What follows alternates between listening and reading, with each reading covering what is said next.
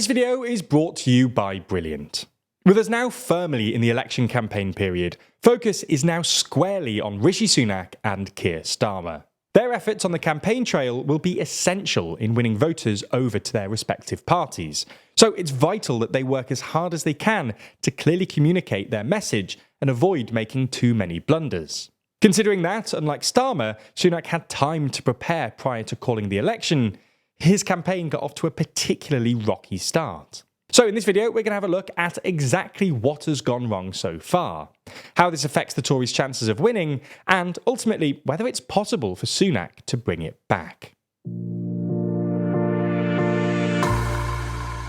Before we start, if you haven't already, please consider subscribing and ringing the bell to stay in the loop and be notified when we release new videos. Now, Sunak's problems actually began on Wednesday, when he first announced the election. To be fair to him, Sunak had reportedly been planning the election ever since the local elections, and the fact that he managed to keep it under wraps was impressive. Considering the backlash from Tory MPs since, it's likely that had it been leaked, Sunak would have faced a serious backbench rebellion in an attempt to cancel the election, knowing that they were likely going to lose their seats. However, any positivity he likely felt from this almost certainly evaporated when he actually made the announcement in front of the door of number 10, in which he was drenched and drowned out by protesters playing the 1997 Labour anthem, "Things Can Only Get Better." This spawned a bunch of memes and set a pretty negative tone for the Tory campaign from the get-go. And, well, things weren't improved later in the day when Sunak went to his first campaign event in the evening at the Excel Centre. It was here that security removed Sky's political correspondent Darren McCaffrey while he was live on air, with McCaffrey explaining that he was told that there were pool arrangements, meaning that other broadcasters were obliged to share their footage, and that there was no space for him at the venue. Even if this was the case, it's just not a good look for the Prime Minister to have a journalist thrown out of their very first campaign event. And even worse when the narrative has already just been started that your campaign launch has been a failure. Now, these two events really embedded this media narrative, and as a result, they started to look for more evidence to play into this narrative.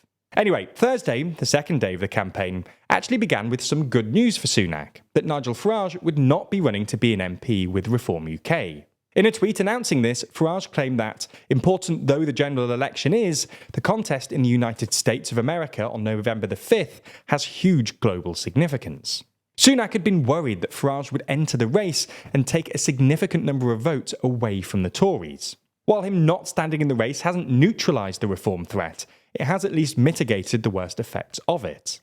Soon after this, though, Sunak went back to receiving negative headlines. This followed a campaign event in Derbyshire, in which he took questions from voters. One of the questions he was asked was whether his Rwanda plan was going to see results and stop the small boats coming. It turned out that this question came from a Conservative councillor. Again, he received backlash for this.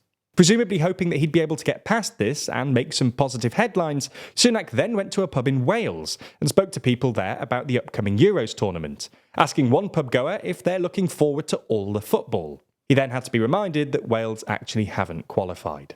Again, on its own, this wouldn't be too terrible. It might make headlines, Sunak might look a bit out of touch, but the papers would ultimately move on relatively swiftly. But again, this just built into the already established media narrative that Sunak's campaign is floundering. And well, it just didn't end here. On Friday, Sunak took questions from journalists in the Titanic Quarter in Belfast, where he was promptly asked whether he was presiding over a sinking ship. Later that day, Sunak was then pictured standing in front of an exit sign on the plane, something that sparked another round of memes.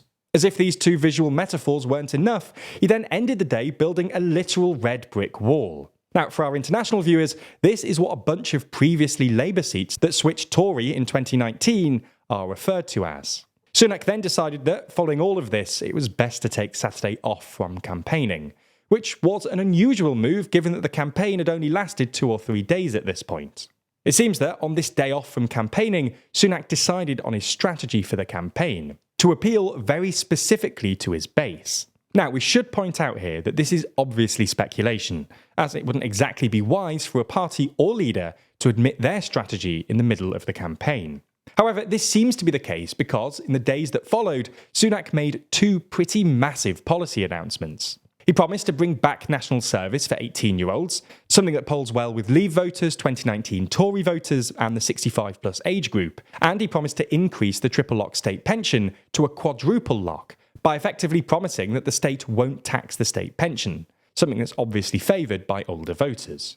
Now, instead of trying to win over the centre ground, Sunak appears to be going for the defensive strategy of trying to prevent his base from voting Reform UK. The benefit of such a strategy is that it makes a catastrophic defeat less likely, as you're more certain that, at the very least, your die-hard supporters won't leave you. But it makes a victory also less likely, as you're unlikely to attract anyone but your core supporters. As things stand, it's far too soon to tell whether this strategy is going to work for Sunak. This will only become clearer further into the campaign. However, it's undeniable that Sunak is fighting an uphill battle. The narrative has been set, and it's going to be very difficult for him to overcome this. This has also been reflected so far in the polling. Sunak entered the campaign period sitting on a 20-point polling deficit. Many expected that, at some point in the campaign, the poll gap would tighten, although at least as yet, this hasn't been seen. Now, it is true that a JL Partners poll released on Tuesday showed that Labour had only a 12-point lead, which is almost half what they entered the race with. However, two other polls released the same day, one from Survation and one from Redfield Wilton, showed a 23-point Labour lead. The following day, YouGov released a poll showing an even larger 27-point lead. So, on the whole, a tightening just hasn't been observed. However, there's still more than 5 weeks until polling day. So we'll have to see whether Sunak's apparent strategy does end up working for him. When making videos like this, we rely on tons of data analysis to interpret crucial economic data and understand political decisions. But this kind of analysis isn't just crucial for our jobs. As our world becomes more driven by AI and data, your job will likely require more analytical skills too. That's why we've been using Brilliant. Brilliant is the STEM learning platform which can teach you all the skills you'll need in an increasingly digital workplace. They've just introduced a whole collection of new programming and LLM courses, suitable for learners at any level, taking you through everything from learning Python to understanding the importance of training data. And Brilliant isn't just about memorization and lectures. Brilliant teaches you by doing, using active learning techniques to teach you the principles behind otherwise quite complex topics, and ensuring that you actually understand what's going on, with thousands of interactive lessons in maths, data analysis, programming, and AI. All of Brilliant's courses are split into easy-to-digest chunks, meaning you can quickly and easily gain real knowledge in just a few minutes a day, with fun lessons you can do whenever you have time, replacing mindless scrolling on the bus or waiting for coffee with something stimulating and rewarding. To gain access to Brilliant for free for a full 30 days, head to brilliant.org/TLDR, or click the link in the description. That way you'll also get 20% off an annual premium subscription, and they'll know that you came from us, which really helps us out.